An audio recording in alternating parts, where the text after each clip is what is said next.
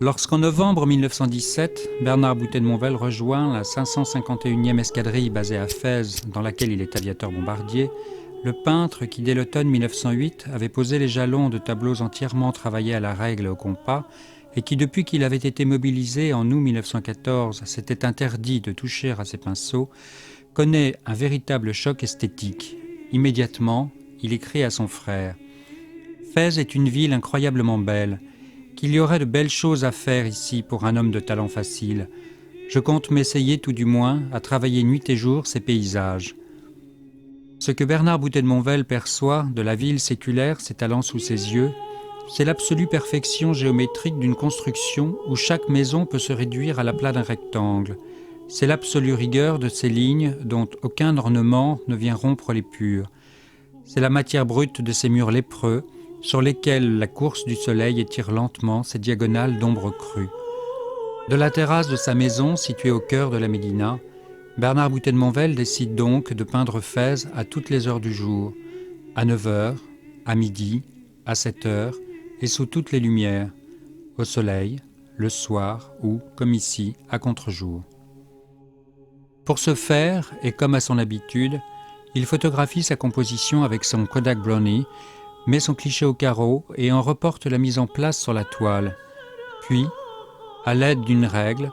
il trace sur cette dernière son dessin préparatoire au jaune de cadmium, sans manquer d'autorité, d'en supprimer tout élément anecdotique, tout détail de nature à en atténuer, un tant soit peu, la rigueur géométrique. Ainsi, en est-il de la colline du second plan, purement et simplement effacée pour mieux faire se découper, sur l'aplat d'un ciel sans nuances, la crête de ce que Bernard Boutet de Monvel appellera dans une lettre à sa femme ses cubes de Fès, quitte, au reste, à en rééquilibrer légèrement le tracé. Enfin,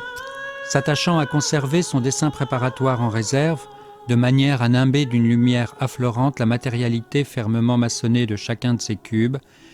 il en indique au pinceau, en une pleine pâte souvent lissée au couteau comme à l'aide d'une truelle, le jeu nuancé des terres d'ombre naturelles et brûlées, auquel répond celui, éclatant et mat, du linge étendu et de quelques terrasses chauffées à blanc par le soleil. Toutefois,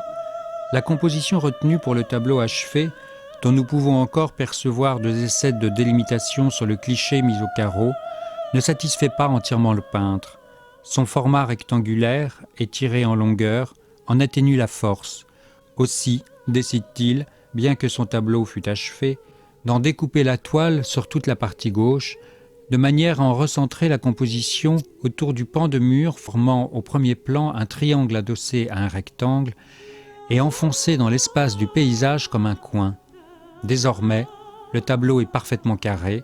d'un carré propre à renforcer la dimension géométrique de cette vue entièrement soumise au cube. Avec une économie de moyens, aussi surprenante que maîtrisée, Bernard Boutet de Monvel nous livre donc ici un tableau cubiste, le choix même de cette terminologie de cube qu'il retient pour l'évoquer en atteste, un cubisme fondé sur une figuration imprégnée de réalisme photographique, mais jouant néanmoins d'aplats synthétiques propres à tendre vers la pure abstraction. C'est là tout le paradoxe du peintre, qui deviendra au milieu des années 20 et à l'égal de Charles Schiller, un des maîtres du précisionnisme.